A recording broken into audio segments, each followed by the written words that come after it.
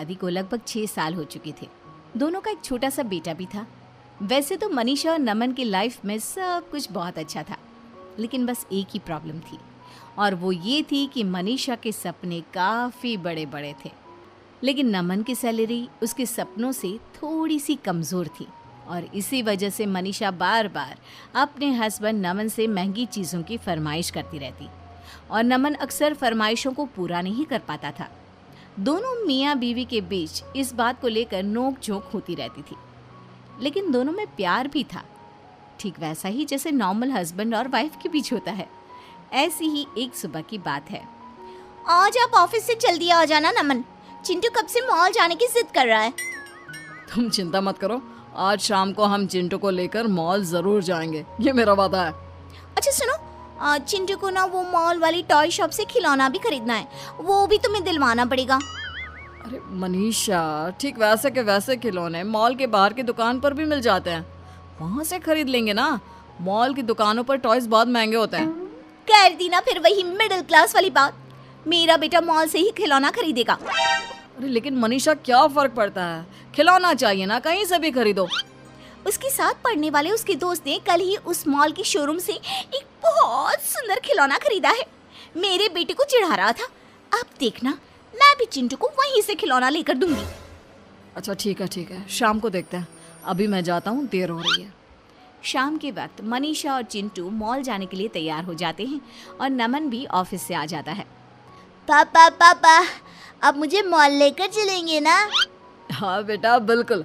और ये देखो, पापा तुम्हारे लिए खिलौना एडवांस में ही लेकर आ गए हैं। अरे मैंने आपको कहा था ना चिंटू को खिलौना मॉल वाली दुकान से चाहिए, आप क्यों लेकर आए? मम्मी, मुझे तो बस ये कार वाला खिलौना चाहिए था, कहीं से भी लेकर आए उससे क्या फर्क पड़ता है। देखा मनीषा, तुमसे ज्यादा समझदार तो तुम्हारा बेटा है, तुम भी ना। तुम दोनों बाप बेटी हमेशा मिडिल क्लास ही सोचना। अच्छा चलो, आप ज्यादा बातें मत करो। घर से बाहर आने के बाद, ये क्या नमन, तुमने मॉल जाने के लिए ऑटो बुलाया है? अरे तो और क्या करता मनीषा। अरे नमन, कम से कम एसी कैब तो बुलानी चाहिए थी। अब हम इस खटारा से ऑटो में बैठकर मॉल जाएंगे क्या? तभी पड़ोस वाले घर के बाहर आकर एक कैब रुकती है, और मनीषा की पड़ोसन नलिनी घर से बाहर निकलती है। क्या हुआ मनीषा, कहीं घूमने जा रही हो क्या? हाँ, वो क्या है ना, शॉपिंग करने के लिए मॉल जाना था। तुम तो जानती हो मैं छोटी मोटी दुकानों से शॉपिंग नहीं करती, इसलिए बस आज मॉल जाने का प्लान बनाया था। अरे मॉल से शॉपिंग करने जाती हो? लगता तो नहीं। अगर मॉल से ही शॉपिंग करने जाती हो तो ऑटो में बैठकर क्यों जा रही हो? कैब क्यों नहीं बुक करवाई? देख तो सही कितनी गर्मी है बाहर। उफ। इतना कहकर नलिनी वहां से चली जाती है। नलिनी के जाने के बाद, नमन, आप ना हमेशा मिडिल क्लास की मिडिल क्लास ही रहना। यहाँ मेरी पड़ोसन मेरी बेइज्जती करके चली गई। अब चलो ऑटो में बैठकर मॉल जाएंगे। अरे मनीषा, कब तक इस तरह दूसरों से अपनी तुलना करती रहोगी? तुम जानती हो ना, मेरी तनख्वाह ज्यादा नहीं है। कुछ दिनों बाद, नमन मेरी बात सुनो, वो नलिनी का बेटा है ना, वो बड़े स्कूल में पढ़ता है। उसकी जो स्कूल बस आती है ना, उसमें तो एयर कंडीशन लगा हुआ है। और एक हमारा बेटा देखो, छोटे से स्कूल में पढ़ता है, टूटी सी वैन में बैठकर जाता है। अरे मनीषा, फिर से वही बात। तुम जानती हो ना हमारी फाइनेंशियल कंडीशन कैसी है। मैं कुछ नहीं जानती। नमन, मुझे भी अपने चिंटू का एडमिशन बड़े वाले स्कूल में करवाना है। मेरा बेटा भी फर्राटीदार अंग्रेजी बोलेगा।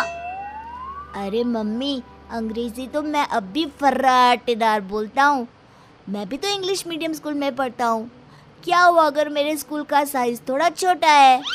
अरे चुप कर, तू बहुत बीच में पटर पटर बोलता है। एक तो तेरे पापा और ऊपर से तू कभी नहीं सुधर सकते। देखो मनीषा, उस स्कूल की फीस 2 लाख रुपए है, और मेरी इतनी तनख्वाह ही नहीं तो मैं चिंटू को ऐसे स्कूल में कैसे पढ़ा सकता हूँ? तो क्या हमारा बच्चा पूरी जिंदगी उस छोटे से स्कूल में पढ़ता रहेगा?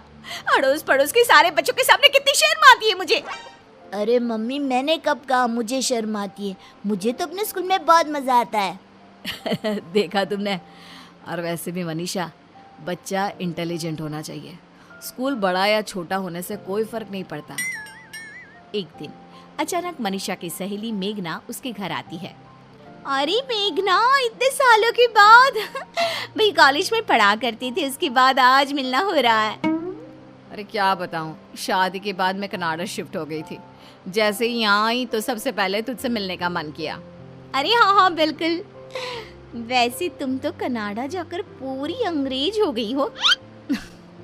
अरे यार वो क्या है ना, इतना पैसे वाला ससुराल मिला है, सब कुछ है, प्रॉपर्टी, बड़ी बड़ी गाड़ियाँ, खूब सारे बंगले। अरे वाह, तुम्हारी तो किस्मत ही बदल गई यार। कितने लकी हो ना तुम। हाँ लकी तो मैं हूँ, खूब सारा पैसा, ऐश करने की सारी चीजें हैं मेरे पास, बस एक पति नहीं है। क्या मतलब पति नहीं है? अरे क्या बताऊँ, जिस लड़के से शादी हुई उसकी कनाडा में ऑलरेडी एक बीवी थी। उसने मुझसे शादी करने के बाद कहा, चाहो तो ये सारा धन दौलत तुम ले लो, लेकिन बस चुपचाप मुझसे दूर रहो। काफ़ी दिन तक तो मैं वहाँ रही, लेकिन फिर परेशान होकर यहाँ इंडिया आ गई। और तुम बताओ, तुम्हारे हस्बैंड कैसे हैं? एक मिनट, मैं तुम्हें अपने पति से मिलवाती हूँ। नमन, जरा इधर तो आइए। ये देखिए मेरी सहेली मेघना, कनाडा से आई है। नमस्ते नमस्ते मेघना जी, कैसी हैं आप? मैं बिल्कुल ठीक हूँ।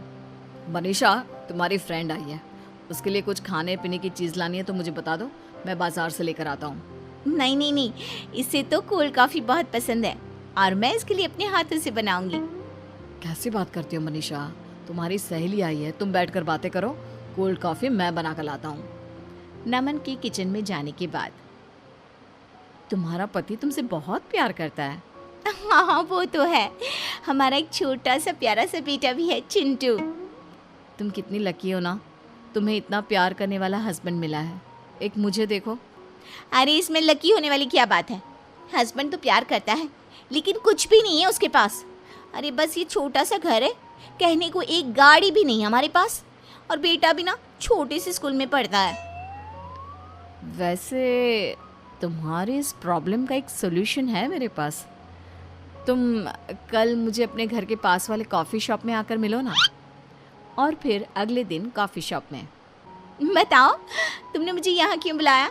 और इतनी बड़ी कॉफ़ी शॉप, बहुत महंगी होगी ना? अरे तुम इस बात की चिंता क्यों करती हो, आज से तुम्हें इस बारे में सोचने की बिल्कुल भी ज़रूरत नहीं है।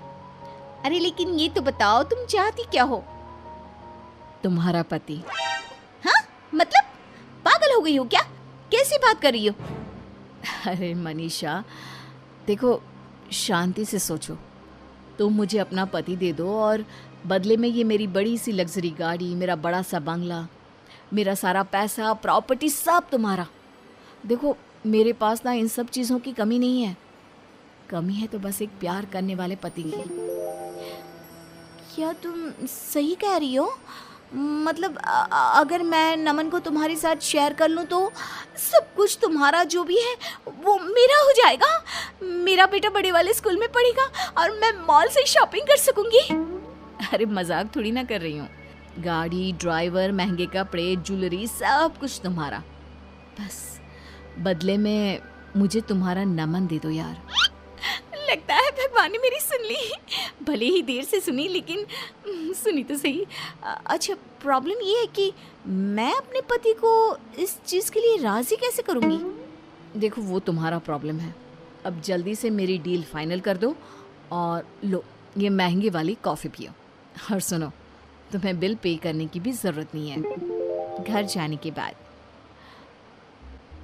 देखो नमन, तुम्हारी तनख्वाह इतनी कम है कि मेरे सपने पूरे नहीं हो सकते, और इसलिए मैंने एक डिसीजन लिया है।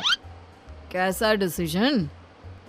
देखो नमन, उस दिन जो मेरी सहेली मेघना घर पर आई थी ना, उसके पास बहुत रुपया पैसा है, लेकिन एक प्यार करने वाला पति नहीं है।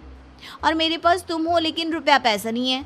तो उसने मुझसे कहा कि तुम्हारे बदले वो मुझे दुनिया की सारी लग्जरी देने को तैयार है। पागल हो गई हो क्या? मेरे बदले का क्या मतलब है? मैं कोई घर में रखी हुई चीज़ हूँ जो तुम उठाकर उसे दे दोगी? देखो नमन, अगर तुम मुझसे और अपने बेटे से जरा सा भी प्यार करते हो ना, तो बस तुम्हें इस डील के लिए तैयार होना पड़ेगा। अब से तुम्हें मेघना के साथ रहना है इस घर में, और मैं मेघना के बड़े से बंगले में जाकर रहूंगी। मेरा बेटा बड़े वाले स्कूल में पढ़ेगा हमारे पास एसी गाड़ी होगी, ड्राइवर होगा, सब कुछ होगा। देखो मेघना, ऐसा कुछ नहीं होने वाला। मैं कहीं नहीं जा रहा। अगर तुमने ऐसा नहीं किया ना तो मैं हमेशा के लिए चिंटू को लेकर ये घर छोड़कर चली जाऊंगी। मेघना की जिद के आगे नमन परेशान हो जाता है और फिर मेघना अपना पति मनीषा को दे देती है। कुछ दिनों के बाद मम्मी मुझे पापा चाहिए, मुझे पापा के पास रहना है। सही कहते हो बेटा, तुम्हारे पापा के बिना तो मेरा भी मन नहीं लगता। कितने दिन हो गए हैं वो घर ही नहीं आए। चलो हम उनसे मिलने के लिए चलते हैं। चिंटू और मनीषा नमन से मिलने के लिए अपने पुराने घर में जाते हैं। वहां जाकर देखते हैं कि मेघना और नमन उस छोटे से घर में भी काफी खुश थे। अरे आओ मनीषा, बहुत दिनों के बाद आना हुआ। वो क्या है ना, नमन की बहुत याद आ रही थी इसलिए। पापा आप हमारे साथ रहिए ना, हम आपके साथ इस छोटे से घर में भी रहने को तैयार है। लेकिन बेटा, तुम्हारी मम्मी को तो बड़ा घर चाहिए। अगर तुम्हें मेरे साथ रहना है तो यहाँ मेघना आंटी के साथ रहना पड़ेगा, पुराने घर में। मैं यहाँ रहने के लिए तैयार हूँ। उस बड़े से घर में और बड़ी गाड़ी में मम्मी को जाने दो, मुझे नहीं जाना। अरे ये तुम क्या कह रहे हो? मैंने तुम्हारी वजह से ये डिसीजन लिया था। देखो मनीषा, ये डिसीजन तुमने मेरे बेटे की वजह से नहीं, बल्कि अपने बड़े बड़े सपनों को पूरा करने के लिए लिया था। मेरी गलती का मुझे एहसास हो गया है। अब मैं आपके साथ रहना चाहती हूँ। लेकिन अब तो ऐसा नहीं हो सकता। तुमने पेपर्स साइन किए हैं और हमारा सौदा हुआ था।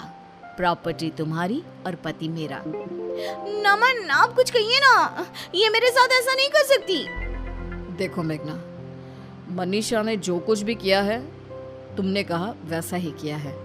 अब मेरे हाथ में कुछ भी नहीं है। तुमने सब कुछ खो दिया, अपना बेटा भी और पति भी। लेकिन मुझे इस छोटे से घर में भी सब कुछ मिल गया।